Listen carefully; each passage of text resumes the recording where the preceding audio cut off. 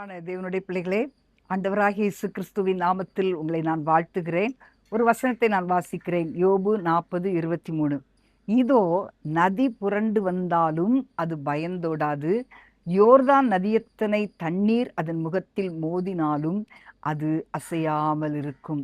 இதுல ஆண்டவர் பிகமோத் என்கிற ஒரு மிருகத்தை பற்றி பேசுகிறார்.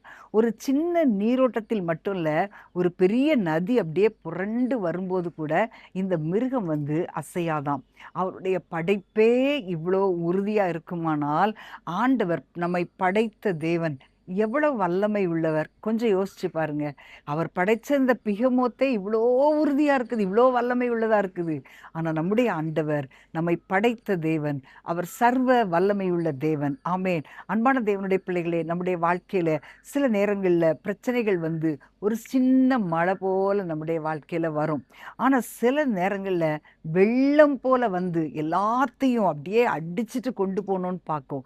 ஆனா குடும்பத்துல பிரச்சனை, நிறைய பொருளாதார நெருக்கடி, கடன், இப்படி பலவிதமான பிரச்சனைகள், அவமானங்கள், மற்றவங்க பேசுகிற நிந்தனையான வார்த்தைகள், மெயினா பார்த்தீங்கன்னா இன்னைக்கு நிறைய பேருடைய வாழ்க்கை எதில் அசைக்கப்படும்னா, மற்றவங்க நம்மளை குறித்து தவறான நிந்தையான காரியங்களை பேசும்போது நம்முடைய வாழ்க்கை அசைக்கப்படும். ஆனா ஆண்டவர் சொல்லுகிற செய்தி என்ன தெரியுமா?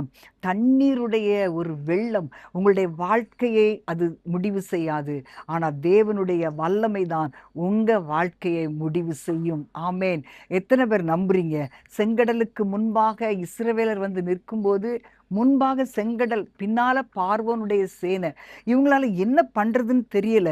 ஆனால் அந்த இடத்துல தேவன் தம்முடைய ஜனங்களுக்காக வழியை உண்டாக்கினார். இப்ப நம்ம என்ன நினைப்போம்? இதான் இவங்களோட முடிவு, செங்கடல் தான், பின்னால பார்வோன், அவ்வளவுதான் இஸ்ரவேல் ஜனங்களுடைய முடிவுன்னு சொல்லி.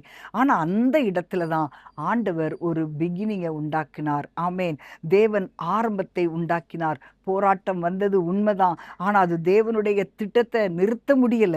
அதே போல சீஷர்கள் படகுல இருக்கும்போது புயல் வருது, அலைகள் மோதி அடிக்குது, பயங்கரமான, இவங்க ரொம்ப எக்ஸ்பீரியன்ஸ்டு பீப்புள். ஆனா அவங்களாலேயே அதை கண்ட்ரோல் பண்ண முடியல. அப்படிப்பட்ட சூழ்நிலையில ஆண்டவர் எழும்பி காற்றையும் கடலையும் அதட்டினார். உடனே பார்த்தீங்கன்னா காற்றும் கடலும் கீழ்ப்படிந்தது. சீஷர்கள் பாதுகாப்பாக மறுகரைக்கு போய் சேர்ந்தாங்க. இப்படி இன்னைக்கு நம்முடைய வாழ்க்கையில பிரியமானவர்களே, பல புரண்டு புரண்டு வருகிற காரியங்கள் இருக்கலாம். பல காரியங்களை பார்க்கும்போது ஏன் என் வாழ்க்கையில இவ்வளோ பிரச்சனை அப்படின்னு நீங்க நினைக்கலாம். ஆனா அதற்கு மேல ஆளுகை செய்கிற தேவன் ஒருவர் உண்டு. சிங்காசனத்தில் வீற்றிருக்கிற கர்த்தர் நமக்காக இருக்கிறார். தேவனுக்கு இது ஒரு லேசான காரியம். இப்படிப்பட்ட பிரச்சனைகளை நம்ம பார்க்கும்போது நம்முடைய உள்ளம் துவண்டு போகும், மனம் சோர்ந்து போகும். ஆனால் கர்த்தரை நீங்கள் நோக்கி பாருங்கள். இதிலிருந்தெல்லாம் நம்மை விடுவிப்பது தேவனுக்கு லேசான காரியம். ஹல்லேலூயா. அன்பான தேவனுடைய பிள்ளைகளே, இன்றைக்கு உங்களுடைய பிரச்சனைகள் மீது உங்களுடைய கண்களை நீங்க வைக்காதுங்க. பிரச்சனைகளை தீர்க்கிற, பிரச்சனைகளுக்கு மேலாக அதிகாரம் உடைய தேவன் மேல உங்க கண்களை நீங்க வைத்தீர்களானால் இன்றைக்கு எந்த சூழ்நிலையும் உங்களை மூழ்கடிக்காது. எப்பேற்பட்ட பிரச்சனை வந்தாலும், எப்படி இஸ்ரவேல் ஜனங்கள் அந்த செங்கடல் மூழ்கடிக்கலையோ, இது சீஷர்களுக்கு எதிராக வந்த அந்த புயல் அவங்கள மூழ்கடிக்கலையோ, அதே போல இன்றைக்கு உங்களுடைய வாழ்க்கையில எப்படிப்பட்ட பிரச்சனைகள் வந்தாலும், அது உங்களை மேல் மோதி அடித்தாலும் நீங்கள் அசைய மாட்டீங்க. ஆமேன். இன்றைக்கு உங்களுடைய வாழ்க்கையில எவ்வளோ பெரிய ஒரு கொந்தளிப்பு உண்டாயிருக்கலாம், எவ்வளோ பெரிய வெள்ளம் உங்களுக்கு முன்பாக நிற்கலாம்.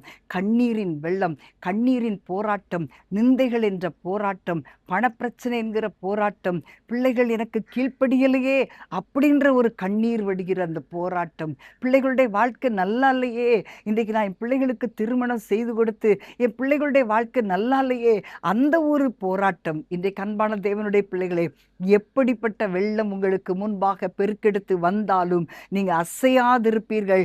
ஏன்னா உங்களுடைய கண்கள் ஆண்டவரை நோக்கி பார்க்கட்டும். நாம் ஜெபிக்கலாமா? ஆண்டவரே, உம்மை துதிக்கிறோம் அப்பா. எங்களுடைய வாழ்க்கையில எவ்வளவு பெரிய வெள்ளங்கள் வந்தாலும் ஆண்டவரே, நீர் எங்களோடு கூட இருக்கிறீரப்பா.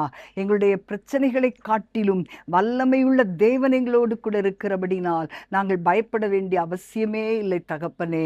ஆண்டவரே, எவ்வளோ பெரிய நதியத்தனையான யோர்தான் நதியத்தனையான வெள்ளங்கள் எங்கள் மேல் புரண்டு வந்தாலும் எங்களை ஆசீர்வதிக்கிற தேவன் எங்களோடு கூட இருக்கிறீர். எங்களை விடுவிக்கிற தேவன் எங்களோடு இருக்கிறீர். நாங்கள் பயப்பட வேண்டியதில்லையப்பா. அதற்காக உம்மை துதிக்கிறோம். இயேசுவின் நாமத்தில் பிதாவே, ஆமேன், ஆமேன். அன்பான தேவனுடைய பிள்ளைகளே, உங்களுடைய வெள்ளம் போல வருகிற பிரச்சனையினுடைய அளவு பெருசா இருக்கலாம். ஆனா அதை விட நம்முடைய ஆண்டவர் பெரியவர். உங்களுடைய வாழ்க்கையில எல்லாவற்றையும் நீக்கி உங்களை ஆசீர்வதிப்பார். ஆமேன்.